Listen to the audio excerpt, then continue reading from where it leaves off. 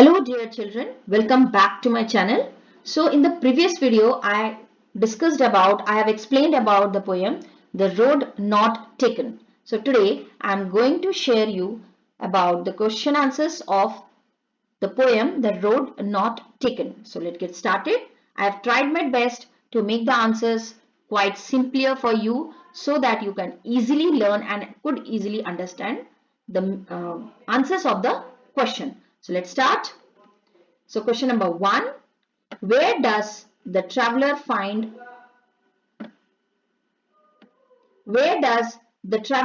himself?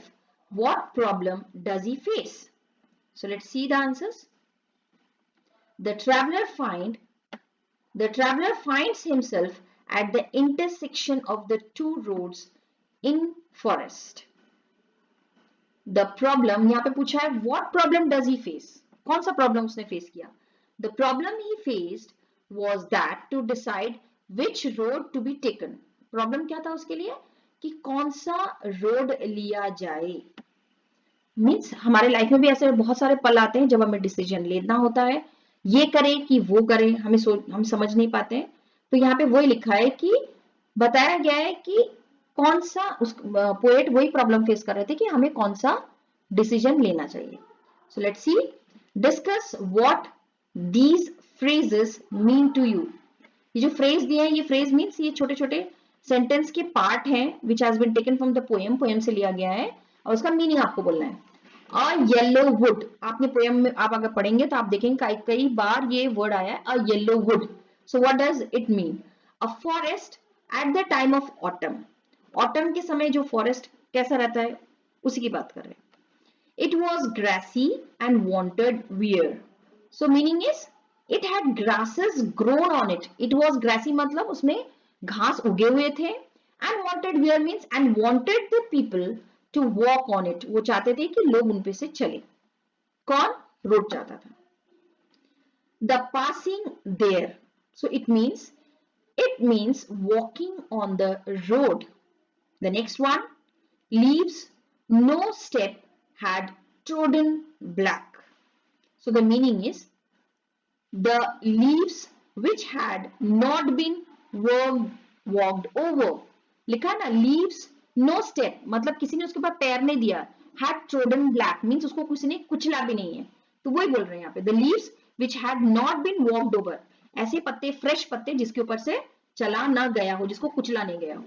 So the next one, how way leads to way.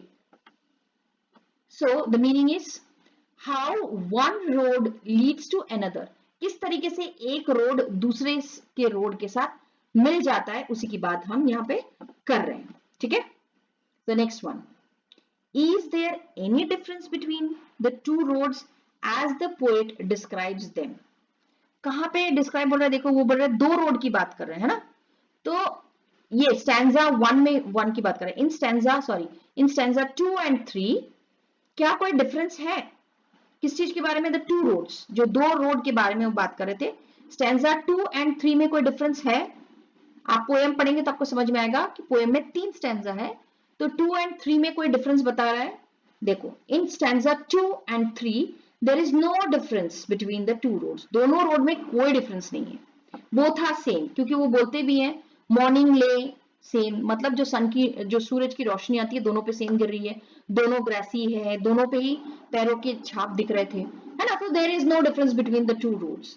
अब देखो, they are asking in the last 2 lines of the poem के last 2 line में अगर देखा जाए तो is there any difference between two road. दोनों road में कोई डिफरेंस है क्या? So let's see the answer. In the last 2 lines, last के 2 लाइन पोएम में क्या है? There is a difference. उसमें डिफरेंस है. As it is seen in the line, हमें लाइन में दिख रहा है. देखो वो बता भी रहे हैं, I took the one less travelled by. दोनों में डिफरेंस था. क्या था?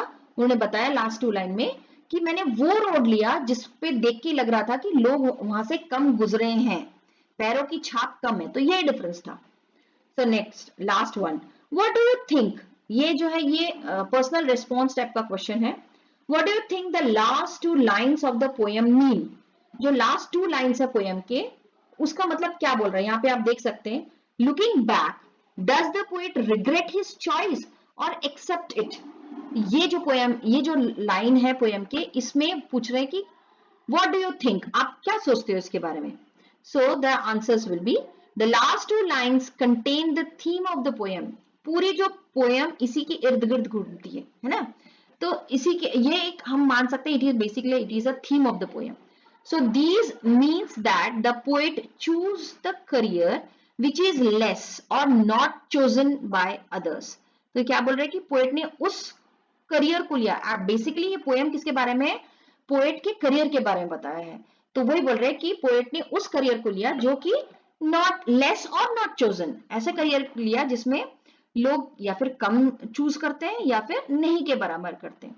Although he wanted to choose the another, जबकि पोएट चाह भी रहे थे मन में कि वो दूसरा वाला करियर ले जिसमें भेड़ बकरी जैसे सब चूज कर रहे हैं तो मैं भी उसी को चूज करूं.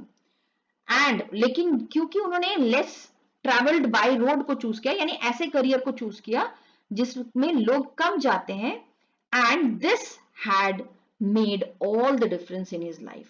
इसकी वजह से ही उनके लाइफ में एक अलग पहचान बनी, उनका लाइफ जो है वो टोटली डिफरेंट हो गया. नेक्स्ट क्वेश्चन ये को यहाँ पे बोल रहे हैं ना, डज ही रिग्रेट, इसमें बोला गया था, क्या वो, आपको क्या लगता है, looking back does the poet regret his choice और एक्सेप्टेड, क्या लगता है वो रिग्रेट कर रहे हैं कि उस चीज को वो एक्सेप्ट कर रहे हैं. तो क्या बोल रहे हैं, no he doesn't regret at all. Regret यानी पश्चाताप. तो क्या वो रिग्रेट कर रहे हैं, पश्चाताप कर रहे हैं, नहीं नहीं बिल्कुल नहीं कर रहे हैं. He is not regretting at all. Instead he accepted whole heartedly, बल्कि वो ऐसा लग रहा है कि वो पूरे मन से जो भी उन्होंने रोड को, रास्ते को उन्होंने चूज किया उसको होल हार्टेडली, पूरे मन से उसे एक्सेप्ट किया.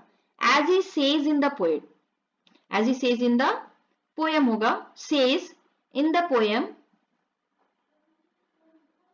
जैसे कि वो पोएम में बोलते हैं पोएट, क्या बोलते हैं, and having perhaps the better claim. तो ये वाला लाइन आप पोएम में देखेंगे, उसमें लिखा बताया है पोएट ने कि and having perhaps the better claim, यानी वो कह रहे हैं कि मैं आगे चल के मैंने फील किया कि ये जो रास्ता है वो दूसरे वाला रास्ता जिसको मैंने नहीं लिया उससे ये ज्यादा बेहतर है. It is much better than the other one. So I hope you have understood the answers of this poem. So we will meet in the next video. Till then, bye bye to all of you. If you have any doubt, then kindly comment on the comment section box and do share with your friends and subscribe my channel. Bye bye to all of you.